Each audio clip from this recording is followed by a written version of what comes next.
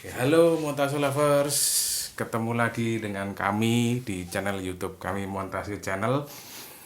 Kali ini kita akan membahas film 555. Saya sendiri Antoni Srautomo, sinematografer film ini, dan bersama saya ada Mas Himawan Pratista Halo. yang memegang konsep dan naskah di film ini. Ya, Oke, lanjut. secara produksi film ini diproduksi di Desa Palgading, daerah Kaliurang, Sleman ya. Itu bukan di Bantul karena secara kontur dan secara Visual. visual itu mirip sekali dengan desa-desa di Bantul ya. Film ini diproduksi 3 hari, setiap pagi jam 5.30 sampai jam 6.30 pagi. Kenapa? Karena untuk supaya dapat mood paginya atau matahari tidak terlalu keras. Gitu ceritanya. Sewaktu survei ini lumayan lama, sekitar 5 hari, dan banyak shot yang dipakai di sini malah shot surveinya. Jadi seperti nanti ada shot kucing, itu juga shot hasil survei. Rata-rata di sini 30% yang diambil shot surveinya. Ya. Monggo ini di sini akan menjelaskan naskah dan konsep oleh Mas Himawan. Monggo. Ya, oke.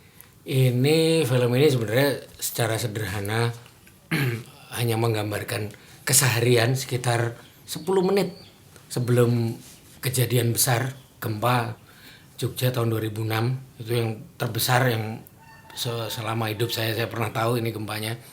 Nah, sebenarnya konsep visual filmnya ini eh saya pernah melihat film pendek itu dari Jerman. Saya sendiri lupa judulnya apa. Jadi film ini hanya ada satu momen itu yang menggambarkan momen-momen kecil sebelum peristiwa terjadi gitu loh. Nah itu jadi ini film ini yang menginspirasi, film Jerman itu yang menginspirasi kami untuk membuat film ini.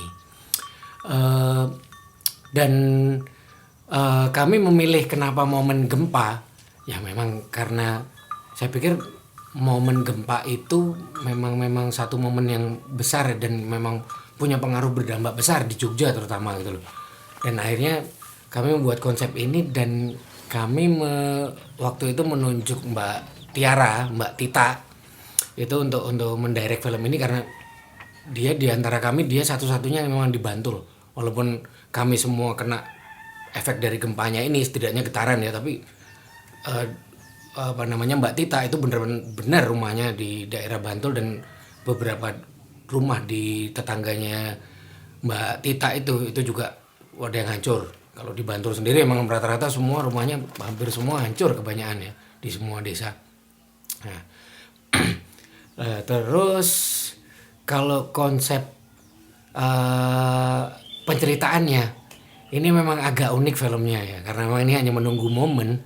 Jadi ini bisa dibilang kombinasi antara film fiksi, dokumenter, sama film eksperimental gitu loh. Jadi film ini bisa di tengah-tengah gitu loh.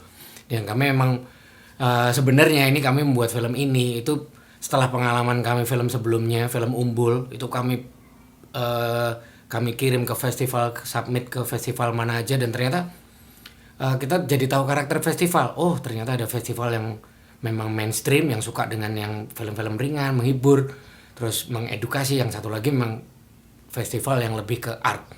Nah, dan kami membuat 2 film ini bersamaan dengan film 555 ini. Jadi yang satu memang yang ke arah edukasi yang ringan, itu film anak-anak Superboy, itu di channel montasi kami ada, dan satu lagi itu film 55 ini.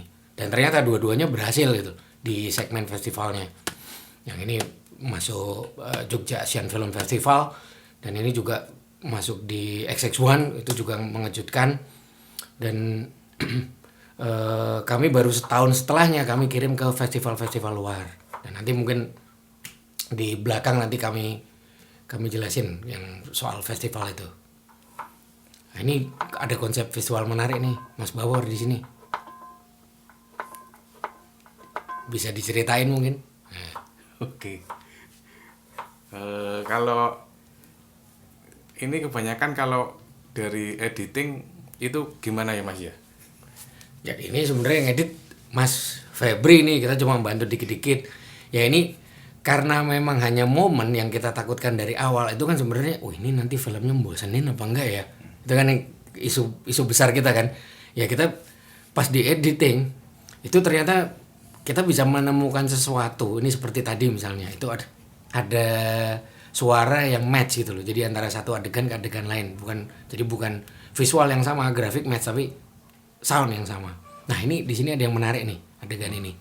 Nah ini sebenarnya kita ada pengadeganan dan itu Mbak Tita sendiri ini. Dan kebetulan juga ini kalau nggak salah namanya Kansa ya. Ini mirip sekali sama Mbak Tita gitu loh waktu kecil. Dan ini emang benar waktu kejadian ini Mbak Tita umurnya segitu. Gitu. Ya itu ada pengadeganan kecil gitu. Terus tadi sampai mana ya? Lanjut. Oke. Ini secara produksi itu kita tidak pakai lighting ya, semua mengandalkan kamera kita yang kita punya, terus kita ada beberapa lensa yang nyewa, dan untuk indoor ini memang nggak ada lighting, jadi ya kita memanfaatkan cahaya matahari dan natural light aja. Ya budgetnya juga cuma 500.000 kan. Ini mungkin bisa diceritain nih, mungkin ini orang-orang ini segala macam ini. Ini kan ada rekan kita juga yang tinggal di sini. Ya, ini rekan kita yang namanya Mas Fandri itu memang warga Palgading di sini, dan ketika kita survei di Palgading itu, memang seperti di Bantul ya, dan memang tempatnya visual sekali gitu ya ketika kita nyoba kamera. Dan nah seperti ini ada sutet itu kan kayak di Bantul juga. Terus ini yang nimba juga. Ya lanjut terus aja. Ini intinya kita hanya nge-shot muter kampung dan kita mencoba untuk mengambil apa aja sebenarnya aktivitas yang sungguhan terjadi pada momen itu gitu loh. Dan ini semua asli, emang hampir tidak ada yang dibuat-buat gitu ya. Cuman mungkin ya ini satu adegan ini Mas Fandri sendiri ya. Ini motor legendaris Montase. Ini dia sendiri nih, dia main dalamnya. Dan itu platnya agak ditekuk karena pas zamannya nggak kelihatan, harusnya kan 2006 itu pas 2014 jadi ditekuk biar nggak kelihatan kalau saya malah nggak motor. tahu. Gitu ceritanya. Ya ini emang kegiatan aktivitas ini. Nah ini menjelang klimaks ya. Ini menjelang klimaks. Ini tense, dramatik filmnya ini semakin naik karena ini kita kayak seperti ada sense of awareness dari secara tak sadar dari beberapa orang, terus hewan tadi. Ini mereka nangis gitu kayak seolah-olah ada sesuatu yang besar yang mau datang gitu. Nah ini kita ada suara tadi mbaknya tadi nangis, terus sama ini bayi ini juga ini kayaknya sepertinya ngambilnya kita sembunyi itu ya. Jadi nunggu bayi nangisnya di sebelah rumah. Ini momen persis pas 555 ini getarannya mulai.